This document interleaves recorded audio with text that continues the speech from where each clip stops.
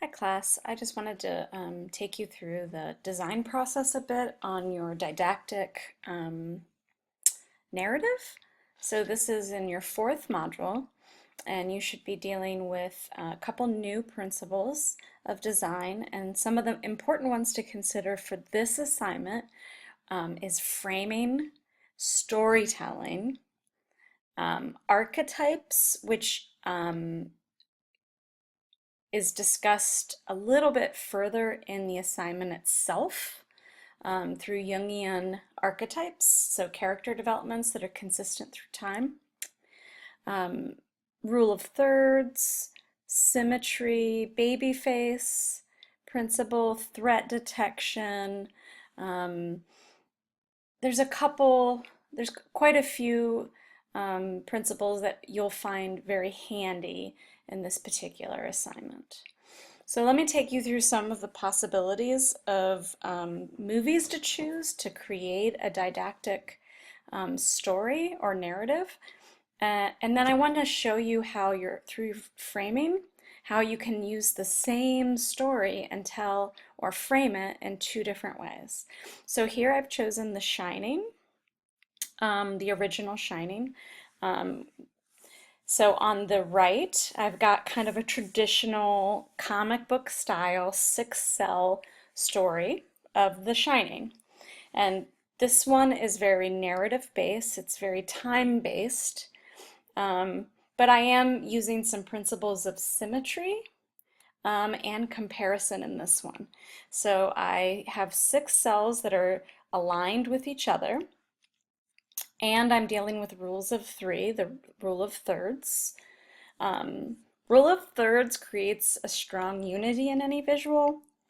Fours, when you design in even numbers, the audience tends to break it into twos. It separates the image. But when we see things in threes, we kind of see the whole thing as one. It creates a stronger sense of unity. So it creates a single story instead of what often can break into two. So in the first scene, if you look at storytelling, for instance, the principle of storytelling, and we could talk about serial position effect, right? The importance of the first and last cell. The first scene sets the scene. It's kind of like telling me at the top of your wayfinding map what this is about. Like it's the first direction-oriented piece of information you're giving your audience. So you're telling the audience that we're in the wilderness somewhere, like in this case it's Colorado, and that you're driving to a destination. So we get to kind of start with a macro view, and you'll notice this in movies too, that the first scene is often from a helicopter and it zooms in to the scene that the movie will be taking place. So you're setting up setting in the first scene. Second cell, you often want to introduce characters. Who are the main characters in the story you're telling?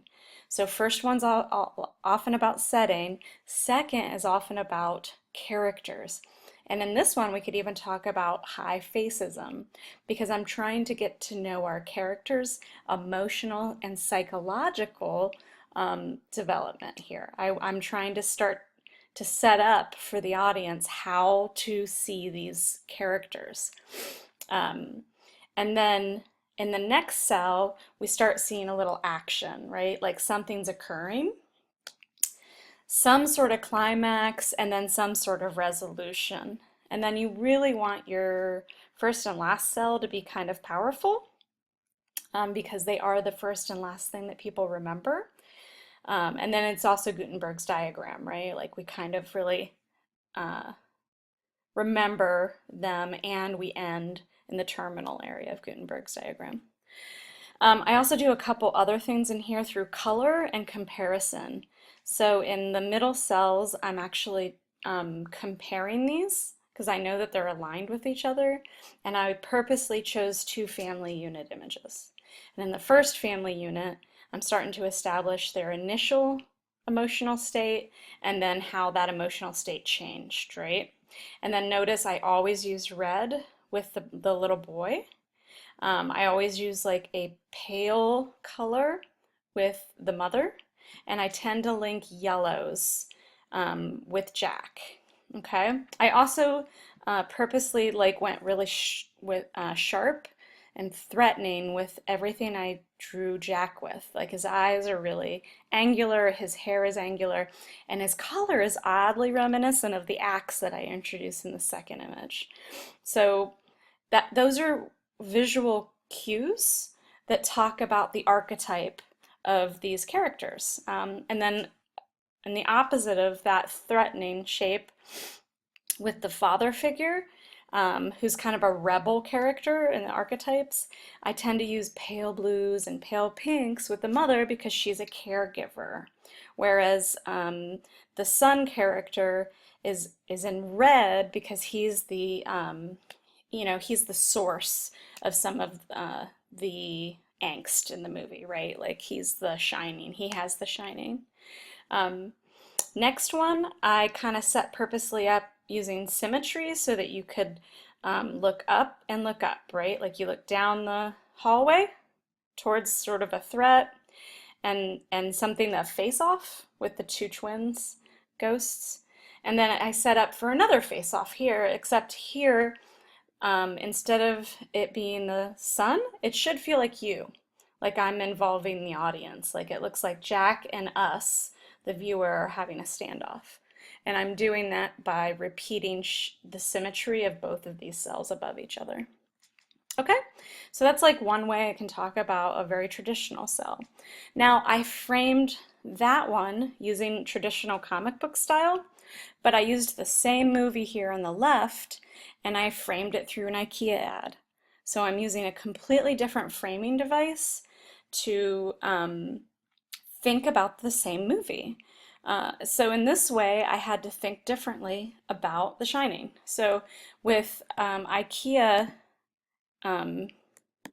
directions, right? Like there's often the name that's been sort of changed to fit with IKEA's language, and there's sort of an object to be made, and then the kind of the tools of making this.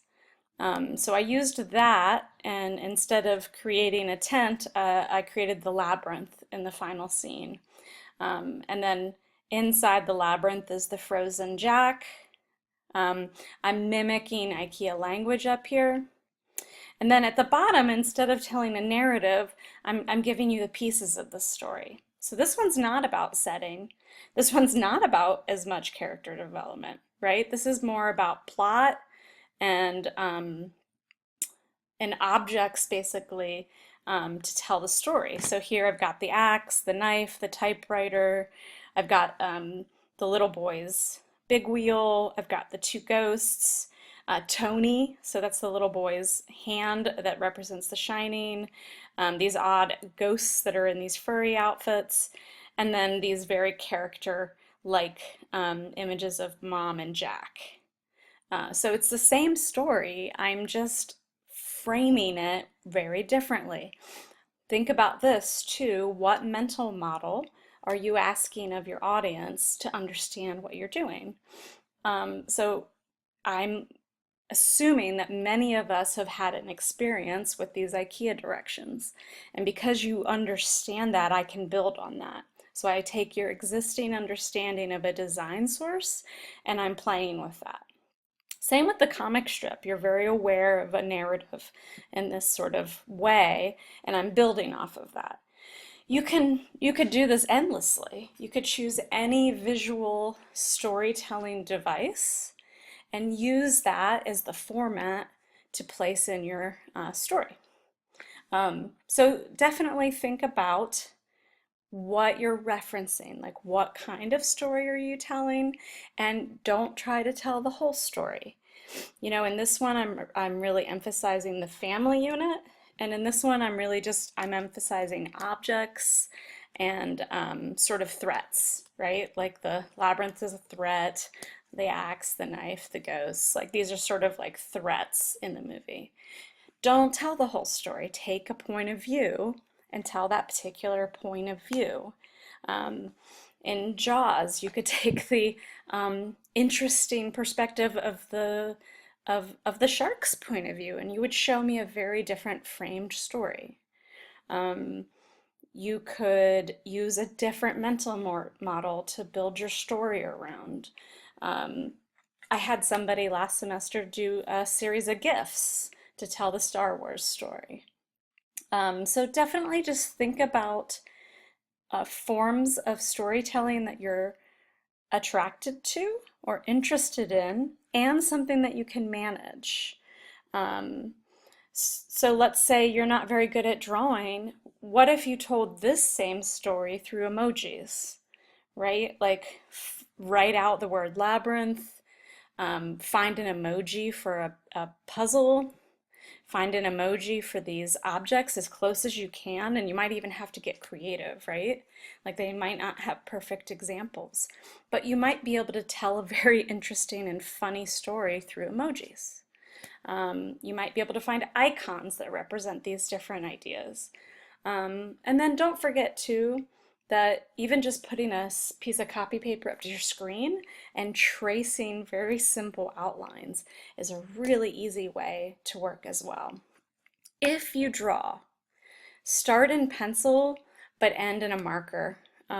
Once you've completely redrawn in a marker and a pen, erase your graphite, your lead pencil away, and you'll be left with this really easy to photograph black and white image. This is mostly just a Sharpie and a thin black pen.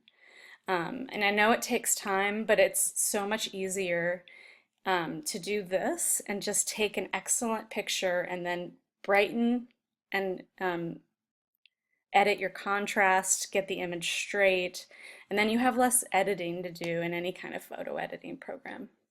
Okay, hope that was helpful.